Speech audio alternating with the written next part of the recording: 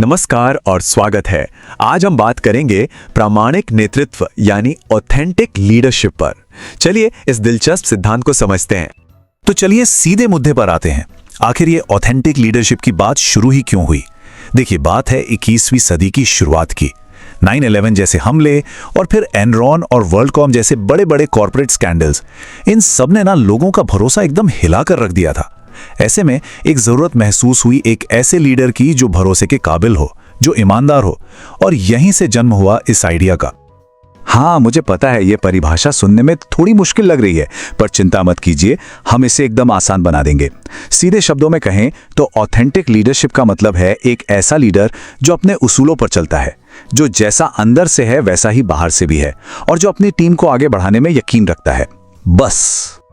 तो सबसे पहले उस अप्रोच को देखते हैं जो हमें बताता है कि कोई लीडर असल में प्रामाणिक कैसे बन सकता है। और यहां पर एंट्री होती है बिल जॉर्ज की। साल था 2003 जब उन्होंने ये प्रैक्टिकल अप्रोच दुनिया के सामने रखा। उनका फोकस इस बात पर था कि किताबी बातें छोड़कर असल दुनिया में एक लीडर कैसे ज्यादा ऑथेंटिक बन सकता है। ये हैं जॉर्ज के मॉडल के वो 5 हकीकी गुण। इसे एक रेसिपी की तरह समझ सकते हैं। पहला, अपना मकसद पहचानो। दूसरा, अपने उसूलों पर डटे रहो। तीसरा, लोगों से भरोसे का रिश्ता बनाओ। चौथा, अनुशासन में रहो और जो सही है वही करो। और पांचवा, अपने काम को लेकर जुनूनी बनो, दिल से काम करो। अच्छा, तो कैसे बने से आगे बढ़कर अब ये समझते हैं कि रिसर्च इस बारे में क्या कहती है। ये क्या है आखिर? यहां कहानी थोड़ी बदल जाती है। ये जो मॉडल है ये एकेडमिक रिसर्च की देन है। इसे वैलुम्बुआ और उनके साथियों ने 2008 में विकसित किया था। इसका मकसद था प्रामाणिक नेतृत्व को परिभाषित करना और उसे मापना। मतलब ये क्या होना चाहिए से ज्यादा ये क्या है पर फोकस करता है। अच्छा, तो ये है वो 4 पिलर्स जिस पर ये पूरी थ्योरी टिकी हुई है। पहला है सेल्फ अवेयरनेस, मतलब अपने आप को अंदर बाहर से जानना, अपनी ताकत, अपनी कमजोरी, सब कुछ। दूसरा, इंटरनलाइज्ड मॉरल पर्सपेक्टिव।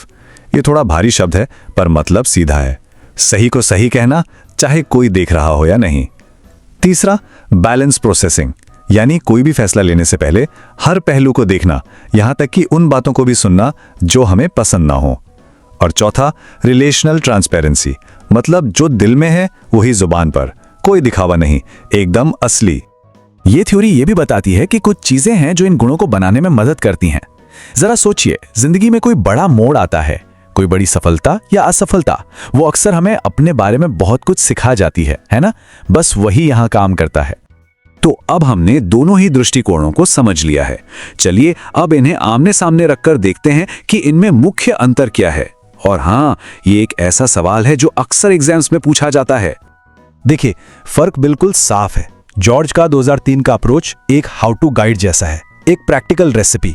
ये बताता है कि ऑथेंटिक लीडर कैसे बने। वहीं दूसरी तरफ वलुम्बुआ का 2008 का मॉडल एक व्हाट इट इज ब्लूप्रिंट है।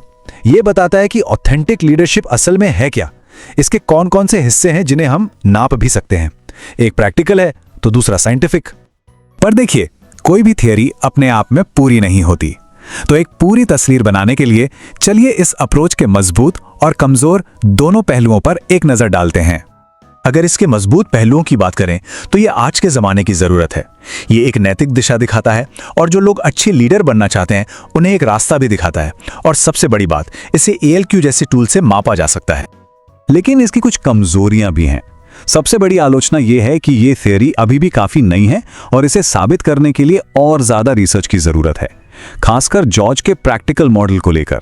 इसलिए कुछ बातों पर एक्सपर्ट्स के बीच अभी भी बहस जारी है। और ये एक बहुत ही जरूरी बात है। ये लीडरशिप स्टाइल सिर्फ एक ख्याली पुलाव नहीं है, बल्कि एक ऐसी चीज है जिसे हम माप सकते हैं। ALQ यानी ऑथेंटिक लीडरशिप क्वेश्चनर एक ऐसा ही वैज्ञानिक टूल है। इसका मतलब है कि रिसर्चर्स इसकी पढ़ाई कर सकते हैं और कंपनियां अपने लीडर्स को परखने के लिए इसका इस्तेमाल कर सकती हैं। और आखिर में ये सवाल हमें सोचने पर मजबूर करता है। आज की इस डिजिटल दुनिया में जहां हर कोई अपनी एक परफेक्ट इमेज बना रहा है, जहां AI का बोलबाला है, ऐसे में एक असली यानी ऑथेंटिक लीडर होने का सही मतलब क्या है? क्या आज के दौर में इसकी अहमियत और भी ज्यादा नहीं बढ़ गई है? इस पर जरूर सोचिएगा।